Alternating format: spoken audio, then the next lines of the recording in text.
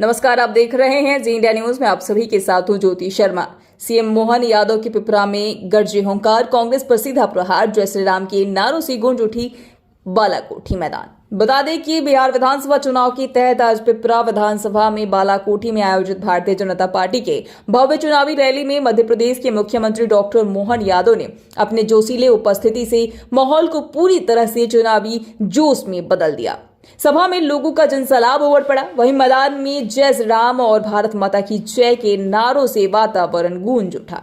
मुख्यमंत्री मोहन यादव ने अपने भाषण में कांग्रेस पार्टी पर तीखा प्रहार करते हुए कहा कि कांग्रेस ने देश को बांटने और समाज को कमजोर करने की काम की है, जबकि बीजेपी देश को एक सूत्र में जोड़ने और विकास की नई दिशा देने का काम किया है।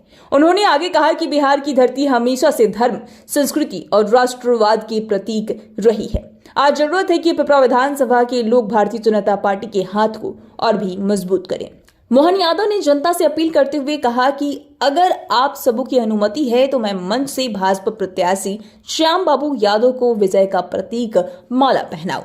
उन्होंने कहा कि श्याम जी को जीतना सिर्फ बीजेपी की मजबूत करना नहीं, बल्कि बिहार के विकास में भागीदारी निभाना है। सभा में बड़ी संख्या में स्थानीय कार्यकर्ता, पदाधिकारी और ग्रामीण जनता मौजूद रही। रैली के दौरान युवा वर्ग ने विशेष उत्साह देखने को मिला। वहीं मंच पर भाजपा नेताओं ने जनता का अभिवादन स्वीकार किया और मुख्यमंत्री का जोरदार स्वागत किया। गंगा का आशीर्वाद जो बिहार और बिहार के लोगों को मिलता है, सच में बोलिए गंगा मैया की। और आपका भाग्य भी इतना जोरदार है, सबसे अच्छा ही करता, सबसे बढ़िया करता।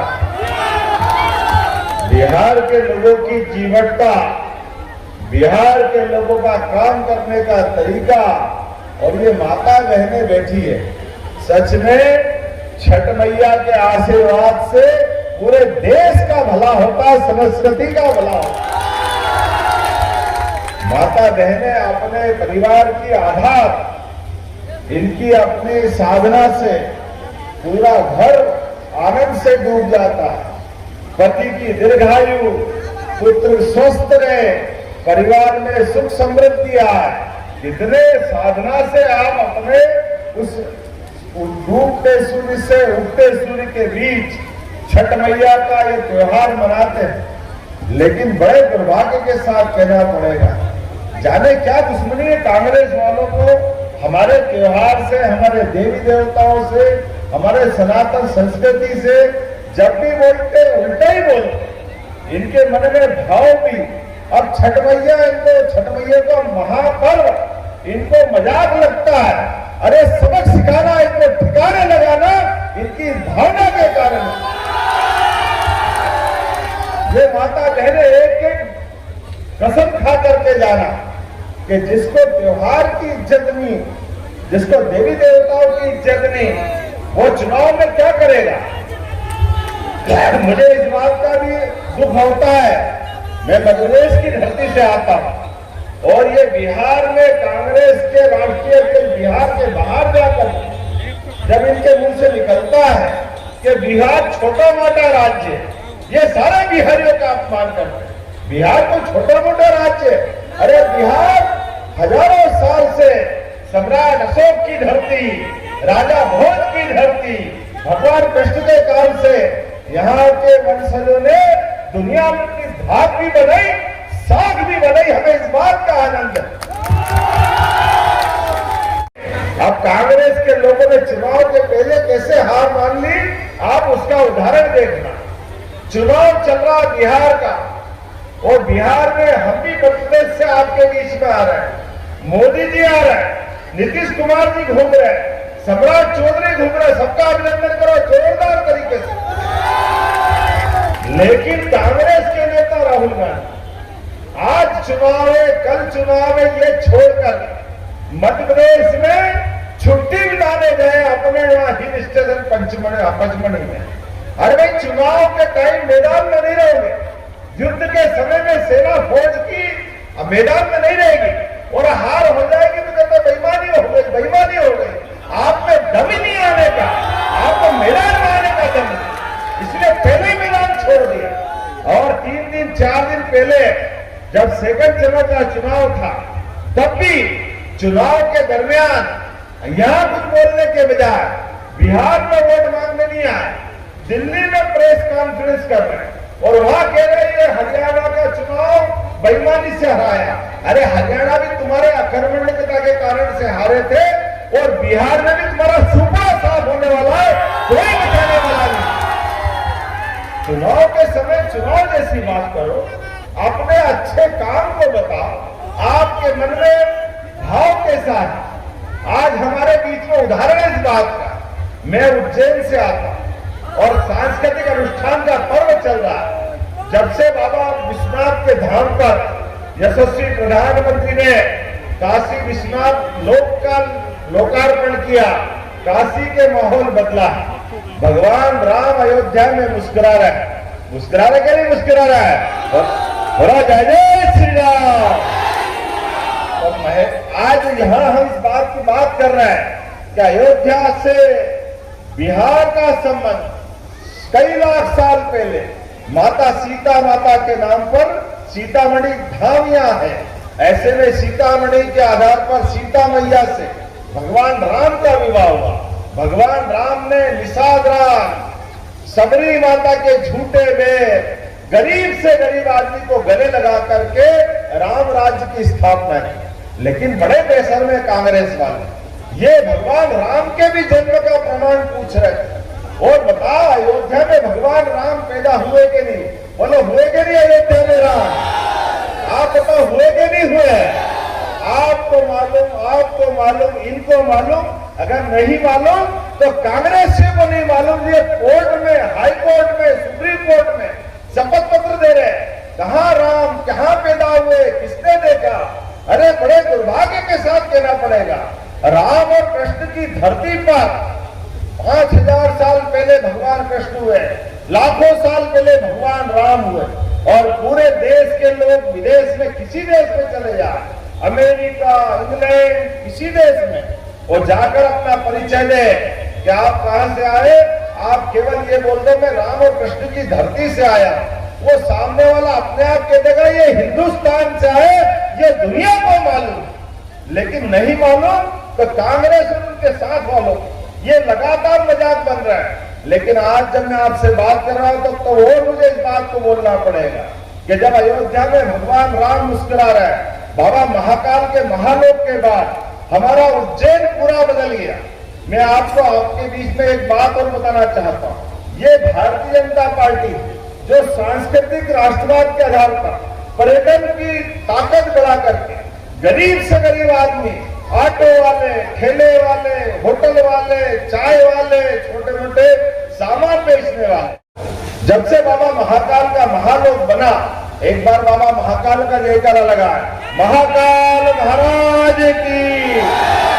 जैसे उज्जैन में बाबा महाकाल का महालोक बना, उज्जैन की एकदम काया पलट हो गई, सारे लोगों की जिंदगी में बड़ी ताकत बन गई, धार्मिक पर्यटन का बड़ा केंद्र उज्जैन बन गया।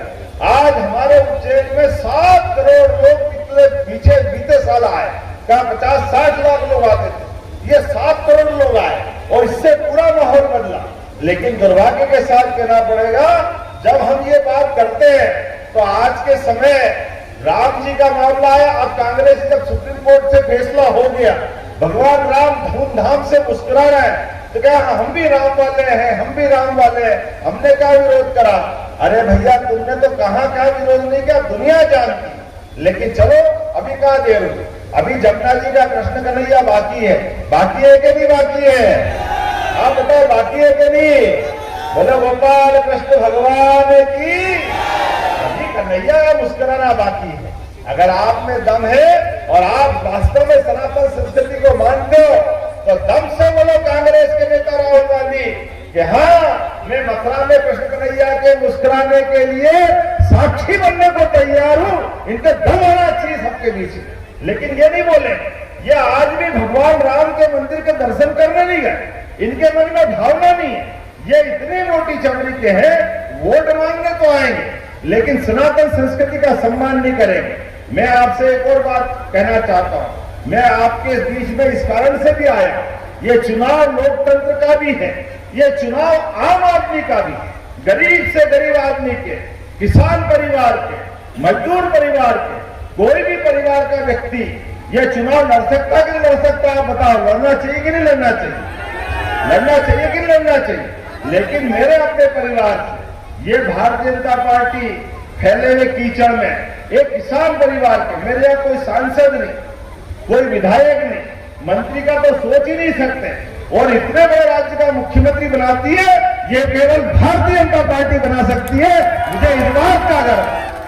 आज का चुनाव इस बात का है, हर एक व्यक्ति को मौका मिलना चाहिए। सामान्य परिवार का आदमी भी लोकसभा हो, विधानसभा हो, सारी लोग सरकार बनाने के लिए आगे आ सकते हैं। मेरे अपनी विधानसभा में तो 500 वोट भी अपने समाज के नहीं है, लेकिन ऐसे भी इसमें भी भाजपा के द्वारा एक बार नहीं, दो बार नहीं, तीन बार मौका देकर के विधायक, शिक्षा मंत्री और मुख्यमंत्री का मौका दिया। यह है सबका साथ, सबका विकास, सबका विश्वास, सबका प्रयास। जोरदार मोदी जी के लिए अभिनंदन करें, नरेंद्र मोदी जी के लिए। आज आपके बीच ये श्याम कुमार जी का तो और महत्व बढ़ जाता है। जब राम की मैंने बात कर ली तो श्याम की बात तो होना चाहिए कि नहीं होना चाहिए? जोरदार ताली बजा के होना चाहिए कि नहीं होना चाहिए? तो जब मैं श्याम यादव जी की बात कर रहा हूं तो फैले हुए कीचड़ में आने वाले चुनाव में वो माहौल दिखाई दे रहा है। अब कोई बात मुझे शंका की नहीं है। दिल्ली में एनडीए सरकार, यहां नीतीश कुमार की सरकार बनना चाहिए कि नहीं बनना चाहिए? और श्याम कुमार यादव को जीतना चाहिए कि नहीं जीतना चाहिए? और एक बार जोरदार दोनों हाथ की मुट्ठी बांध करके पहले तो ताली बजाओ, जोरदार अभिनंदन करें ये श्याम यादव जी की भारी बहुमत से चुनाव जिता करके, और एक बार फिर आप विजय बनाएंगे। हमारे भोले भाले, सीधे साधे काम करने वाले, और इनके सामने लड़ रहे कम्युनिस्ट वाले, बड़ा चालाक है भाई, जाने क्या क्या करता रहता है, सारे उल्टे पुल्टे काम करता है, डरता कि नहीं करता है, मुकदमेबाजी करता है, झूठे छीटे पता नहीं क्या क्या नाटक करता है, मुझे मध्यप्रदेश तक खबर आती है। ऐसे लोगों को कोई बात नहीं, हमारे वंशज गोपाल कृष्ण वाले हैं, ये सारे कालिया नाग के ऊपर, फन के ऊपर डांस करना जानते, इनके बात तोड़ना भी जानते, ये सारे हिसाब करने में सक्षम है। और आज के दौर में इसी बात की आवश्यकता है कि नहीं आवश्यकता, बताइए। तो आज हम सब इतना संकल्प कर ले, मुझे और सभाओं में जाना है, देरी से आने की क्षमा भी चाहता हूं, लेकिन मान के चलता हूं कि 11 तारीख के दिन एक एक वोट इस कमल के फूल पे मिलकर के भारी बहुमत से श्याम बाबू को जिताएंगे। बोलो सब तैयार है? तो दोनों हाथ की मुट्ठी बांधे, दोनों हाथ ऊपर कर लें, और मैं बोलूंगा भारत माता की, भारत माता की, भारत माता की। आपके भरोसे में विजय माला पहना रहा हूं। आप सब जब तक चुनाव में, तब तक शांति के साथ काम करते हुए, आखिरी वोट जब तक श्याम बाबू के पास नहीं डल जाए तब तक शांति से नहीं बैठेंगे। बोलो सब तैयार है? भारत माता की।